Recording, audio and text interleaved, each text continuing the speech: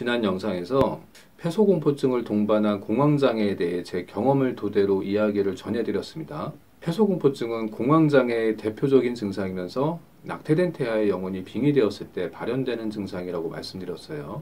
태아가 이 자궁이라는 밀폐된 공간 속에서 꼼짝도 못하고 끔찍한 죽음을 맞이하죠. 그 공포스러운 기억을 간직한 낙태령이 빙의된 상태에서 엘리베이터나 지하철, 버스, 비행기, 그런 자궁과 유사한 공간, 즉 자기가 마음대로 빠져나가기 힘든 공간에서 극도의 공포를 느끼게 된다는 거죠.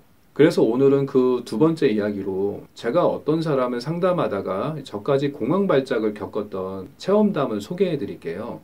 A라는 분이 저를 찾아왔어요. 그분은 폐소공포증이 심해지면서 지하철은 아예 탈 수 없었고 비행기도 탈 수 없어서 출장도 갈 수 없었어요. 회의실에서도 깊은 자리에만 들어가면 막 숨이 막혀서 항상 출입문 가까이 앉아야 했어요. 엘리베이터도 사람이 많이 탄 상태에선 그냥 보내고 10층이 넘는 사무실을 걸어 올라다녔다고 해요. 지하철을 못 타서 자가용을 끌고 출퇴근을 시작했는데 교통정체가 심하거나 신호에 걸리거나 터널을 통과할 땐 발작이 일어나서 자가용 출근도 포기하고 아예 회사 근처에 자취방을 얻었어요. 회사 다니는 게 너무 힘들어서 휴직을 할까 고민하다가 마침 코로나가 터진 거죠. 그러면서 회사에선 직원들에게 재택근무를 권장하면서 그분은 집에서 일하기 시작했고 한숨 돌릴 수 있었어요. 근데 이분은 재택근무 기간이 끝날까봐 걱정을 하셨어요. 집에서 일하니까 너무 좋은 거죠. 폐소공포증에 대한 불안도 줄어들고 좋았는데 다시 출근하게 될까봐 걱정이 너무 컸던 거죠. 그러던 차에 저를 찾아오신 거예요. 그렇게 저랑 상담도 하고 또 최면도 진행하면서 이 원인을 찾았고요. 그분 역시 부모님이 낙태한 태아령이 빙의된 상태였어요. 그래서 그분 속에 있던 태아령을 분리시켰고 그분은 좀 안도를 하신 상태에서 귀가를 하셨어요. 그런데 저한테 뜻밖의 일이 벌어졌어요.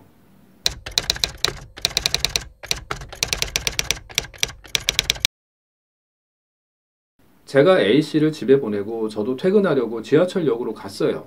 저는 집이 멀지 않아서 항상 지하철로 출근하거든요.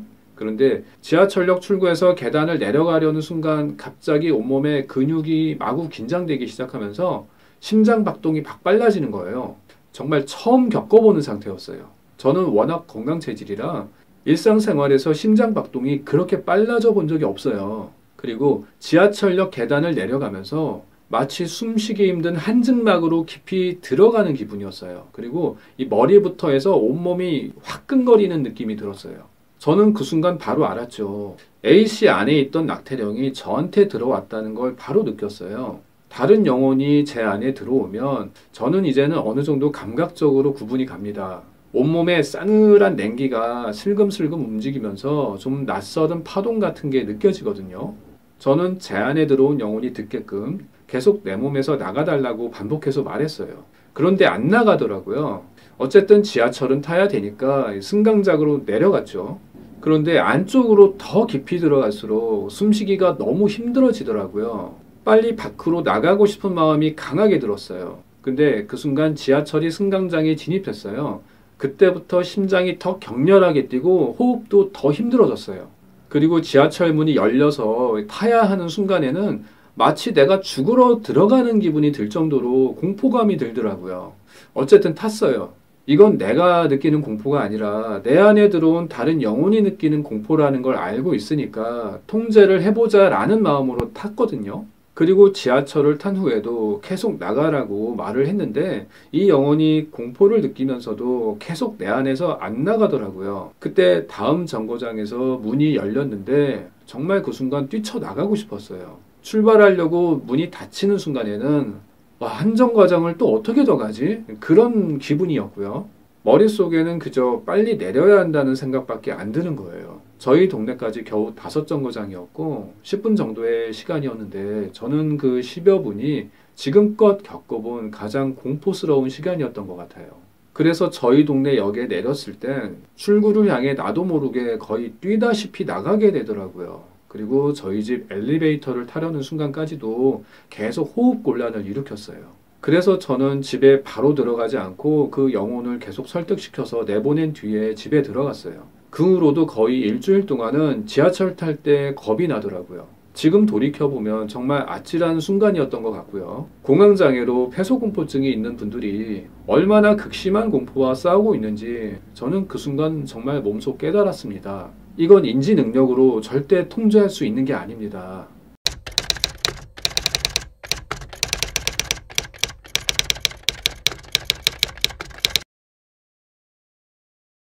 공황장애로 폐소공포증이 오면 처음에는 몸에 문제가 생긴 줄 알고 심장이나 호흡기 검사를 해보는 분들이 많아요.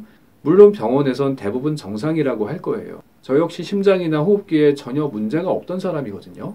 그리고 제가 A씨를 상담했던 그날도 컨디션이 정말 좋았어요. 그리고 평소에 워낙 제가 건강 체질이었고 지하철에서 편하게 유튜브나 음악 들으면서 다녔었거든요.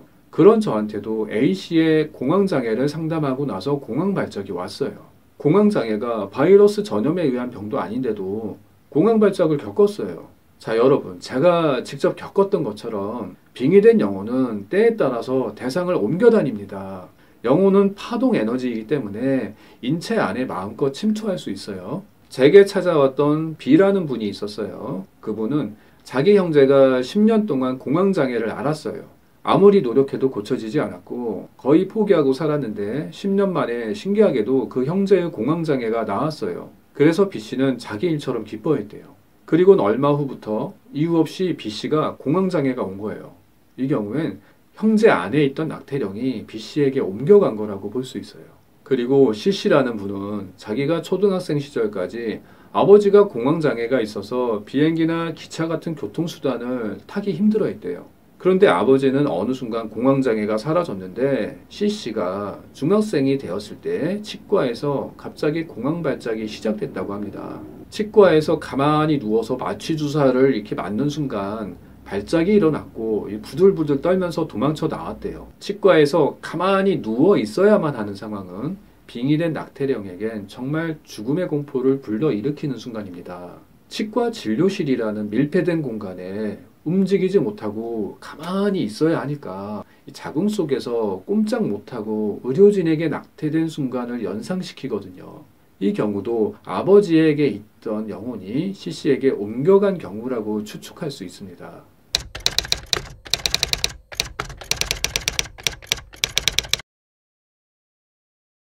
우리는 공황장애가 찾아왔을 때 그게 전부 내 몸에 이상이 생겨서 비롯된 문제라고 의심할 거예요. 공황발작이 오면 병원을 가서 여러 검사를 받는데 대부분 기능상으로 문제가 없다고 해요.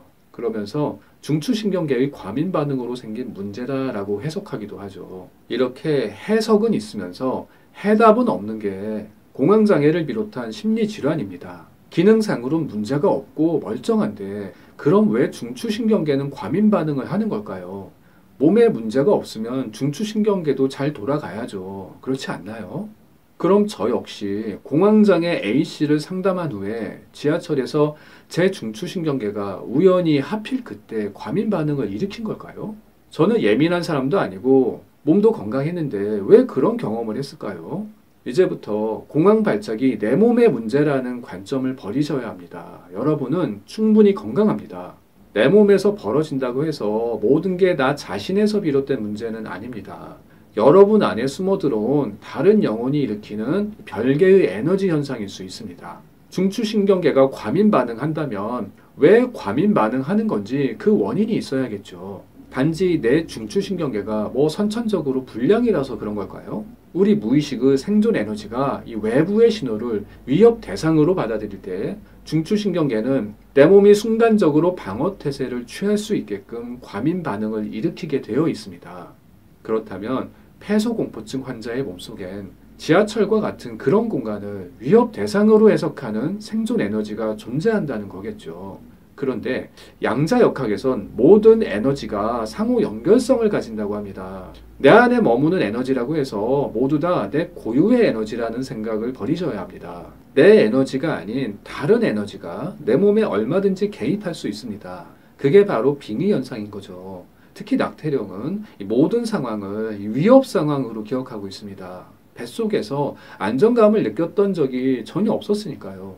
그 낙태령이라는 에너지체가 내 몸에 이렇게 함께 있으면 자연스럽게 내 자아의 에너지와 함께 중추신경계를 공유하게 됩니다.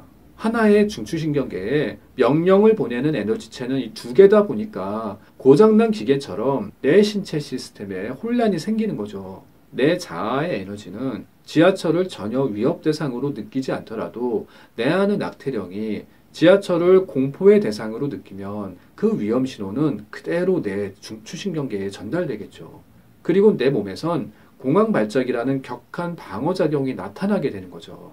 그래서 여기서 벗어나기 위해선 내 몸이 문제가 있다는 관점을 버리고 내 몸은 건강한데 불안 덩어리 에너지가 들어와서 마찰을 일으키고 있다고 이 분리된 관점으로 받아들이셔야 합니다.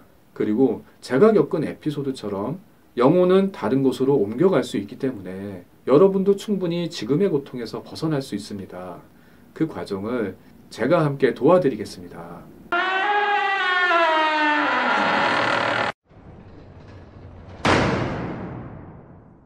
이번 영상에선 공황장애 환자를 상담하면서 제가 겪었던 공황발작 체험 이야기를 전해드렸어요. 그래서 저는 폐소공포증을 가진 분들이 이 얼마나 큰 두려움과 싸우고 있는지 알고 있습니다. 그분들을 항상 응원하겠습니다. 다음 영상에선 다른 심리적 문제들을 가지고 더 유익한 이야기를 나눠보도록 하겠습니다. 감사합니다.